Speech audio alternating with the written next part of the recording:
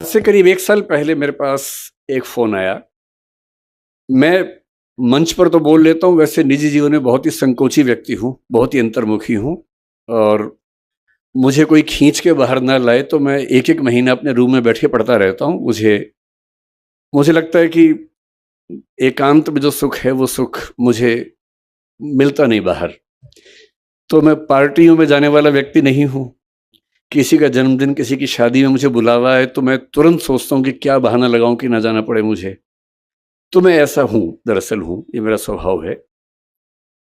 और मेरी टीम को ये पता है कि जब भी कोई इन्विटेशन आए, आमंत्रण आए तो कैसे मना करना है। उनको पूरी उसकी विधि पता है मना करने की, कि किसी का अपमान भूल के भी ना हो, पूरे सम्मान के साथ, विनम्रता के साथ कैसे मना करना है, तो वो विधि हमने बना रखी है। तो 1 साल पहले एक फ़ोन आया हमारे साथी के पास और उन्होंने मुझे कहा कि गंगाराम अस्पताल के एक बहुत सीनियर डॉक्टर हैं, वो मिलना चाह रहे हैं, डॉक्टर सुरेश सिंघवी। मैं ईमानदारी से बता रहा हूँ कि जैसे ही मुझे पता लगा गंगाराम के वरिष्ठ डॉक्टर हैं, तो मेरे मन में एक लालच का भाव पैदा हुआ। मुझे लगा अब मेरी उम्र 50, अब मैं 51 का हूँ, तब 50 का था। मुझे लगा कुछ साल के बाद ज़रूरत पड़ेगी गंगाराम की मुझे। तो अगर गंगाराम में एक आध सीनियर डॉक्टर से परिचय हो जाएगा, तो ठीक ही रहेगा। जब नौबत आएगी तो सीधे एंट्री मिल जाएगी, एडमिशन सीधे मिल जाएगा। तो मैंने कहा ऐसा है तो मिल लेते हैं। तो मुझे लगा कि मैं जाके मिलूँगा, लेकिन डॉक्टर साहब इतने विनम्र हैं कि वो मिलने आए मुझसे। तो मैं स्पष्ट रूप से कह रहा हूँ, मेरे मन में एक ही लालच था कि वो आएँगे और मैं इतनी नेटवर्किंग कर लूँगा कि बुढ़ापे में दिक्कत आए तो मेरा इलाज ठीक से हो जाए। बाकी ज़रूरतें मुझे पड़ती नहीं है, एक ही ज़रूरत लगती है, कभी डॉक्टर की ज़रूरत पड़ेगी तो रास्ता निकल जाएगा। खैर वो आए और जो मैंने सोचा था चीज़ उससे एकदम अलग थी। आधे घंटे की बातचीत में वो प्रसंग खत्म ही हो गया कि मेरी ज़रूरत क्या है। जब उन्होंने बताया इस पूरे कार्यक्रम के बारे में, बताया कि सरदार पटेल जिस आश्रम में सरदार बने थे, उस आश्रम में एक संगोष्ठी होने वाली है, उससे मुरारी बापू रहने वाले हैं। और जब सारा वर्णन किया, निरंजना जी का बताया कि कैसे उनके पिता जुड़े थे पटेल जी से, वो खुद भी बचपन में जुड़ी रहीं, तो मेरे मन में लालच बहुत बढ़ गया। अब वो लालच खत्म हो गया डॉक्टर वाला, अब दूसरा लालच बढ़ गया, क्योंकि मुझे सबसे ज़्यादा सुख मिलता है ऐसे स्थानों पर जाकर जहाँ कोई महान व्यक्ति अपना समय गुजार के गया हो।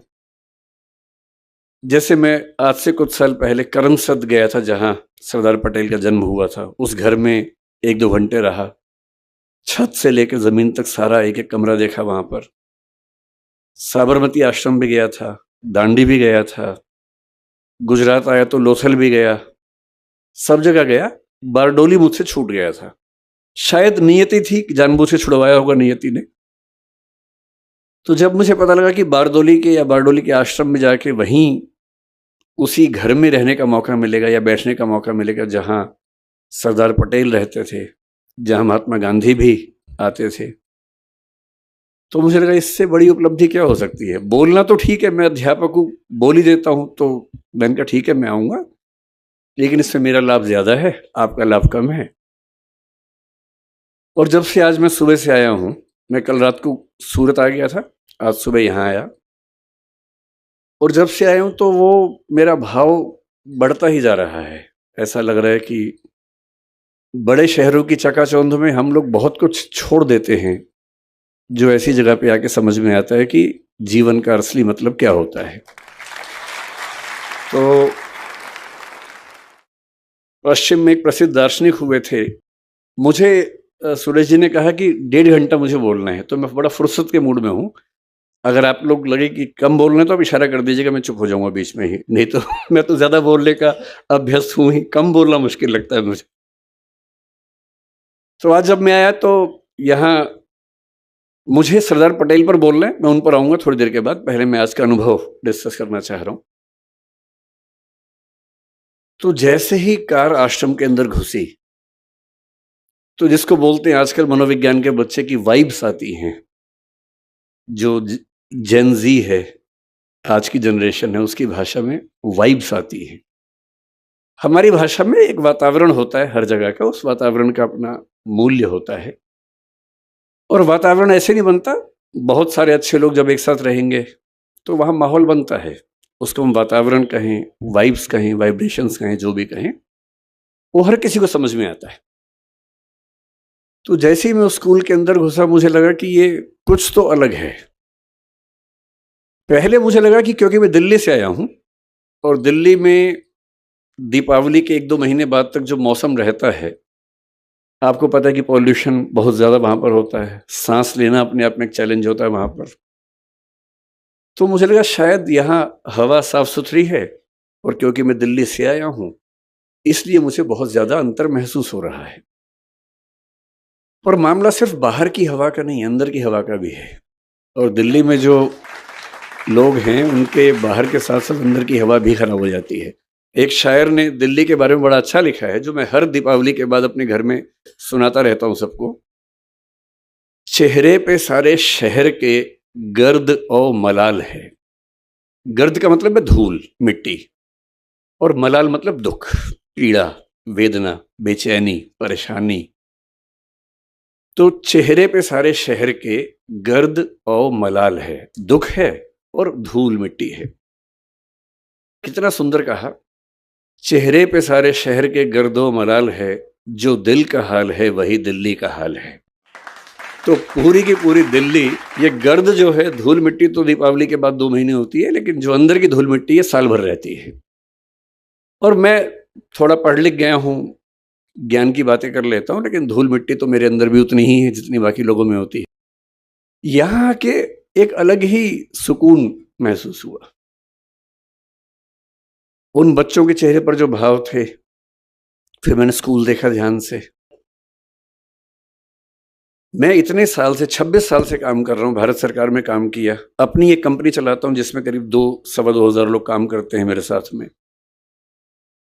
और अचानक मैंने एक ऑफिस देखा स्कूल का, जिस ऑफिस में प्रिंसिपल से लेकर क्लर्क तक सब एक ही कमरे में बैठते हैं, कोई हिरार्की ही नहीं है। और मुझे लगा कि मेरी सारी किताबें जो हिरार्की सिस्टम से प्रशासन कैसे चलता है, वो अचानक बेकार साबित हुई। बिना सोपान क्रम के कोई व्यवस्था चल सकती है, हम तो नहीं सोचते थे, पर यहाँ चल रही है।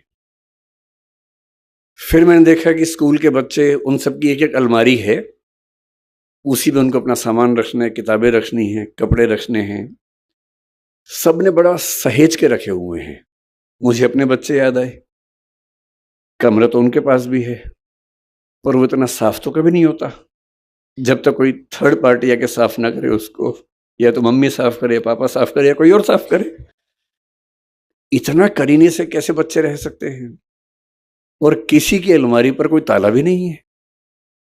तो मैंने पूछा कि ताला नहीं होने की वजह, तो बताया गया कि हम चाहते हैं कि बच्चे खुद ही सीखें कि अगर हम किसी की चोरी करेंगे तो कोई हमारी भी तो करेगा, और चोरी नहीं करनी है, ये स्वभाव का हिस्सा बन जाए।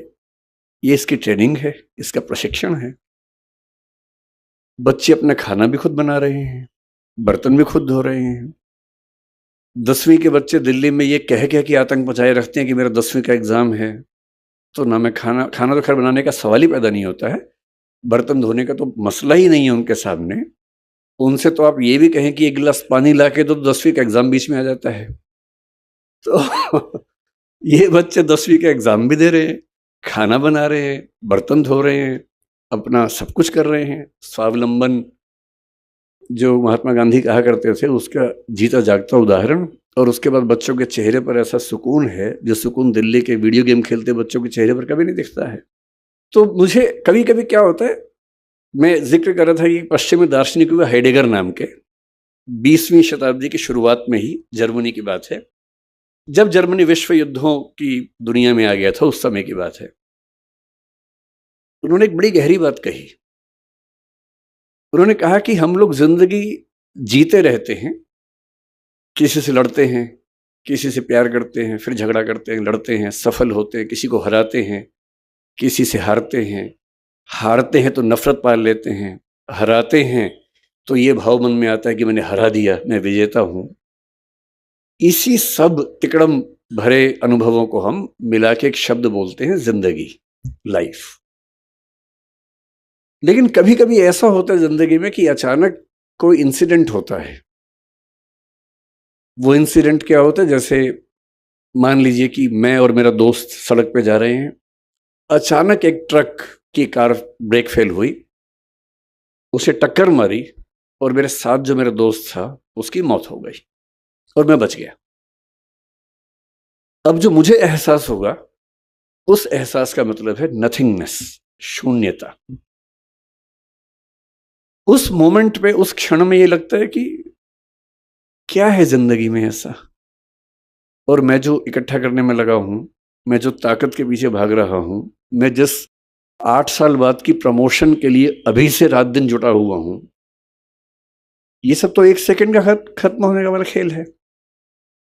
जिस जिंदगी का 1 सेकंड बाद का अता पता नहीं है, भरोसा नहीं है, कल सुबह मैं उठूंगा भी या नहीं ये भी नहीं पता है, और मैं ऐसी जिंदगी जी रहा हूं जो 10 साल बाद मैं ये बन जाऊंगा, 18 साल बाद मेरी प्रमोशन ये होगी, मैं सेक्रेटरी बन जाऊंगा या मैं हाई कोर्ट के जज बन जाऊंगा।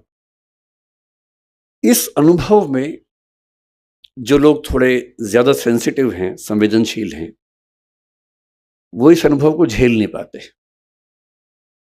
और उनके लिए इसी बिंदु पर टर्निंग पॉइंट आता है और वो जीवन का रास्ता मोड़ लेते हैं कि जब जीवन में कुछ भरोसा नहीं तो मैं इन निरर्थक चीजों के पीछे क्यों भागता रहूं, क्यों ना मैं किसी ऐसी सार्थक चीज की तलाश करूं जो अंततः मुझे सुकून देती हो। और हम जीवन क्यों जीते हैं? मैं दर्शन विषय का विद्यार्थी हूं, पढ़ाता भी हूं। भारत के, दुनिया के सब दार्शनिकों को पढ़ने पढ़ाने की प्रक्रिया में मैंने पाया कि अंततः सभी के मन में एक ही बात है, अलग अलग शब्दों से कहते हैं, और वो ये है कि जीवन का अंत इसी बात पे है कि मुझे सुकून मिले, मुझे आनंद मिले, मुझे सुख मिले। और सारे भौतिक सुखों के बाद, देश की राजधानी की सारी ताकत को देखने समझने के बाद, अगर उससे ज्यादा सुकून बारडोली के आश्रम में है, तो इसका मतलब है कि जीवन का सही अर्थ तो यहां आके खुलेगा, वहां तो नहीं खुलेगा। तो मैं बहुत कृतज्ञ हूं सिंघवी साहब का, डॉक्टर साहब का, कहाँ गए डॉक्टर साहब? हाँ, डॉक्टर साहब आपका बहुत कृतज्ञ हूं कि आपने, अब मैं आपसे कोई काम नहीं बोलूंगा कि मुझे इलाज करवा दीजिए, वो मैं कभी नहीं बोलूंगा।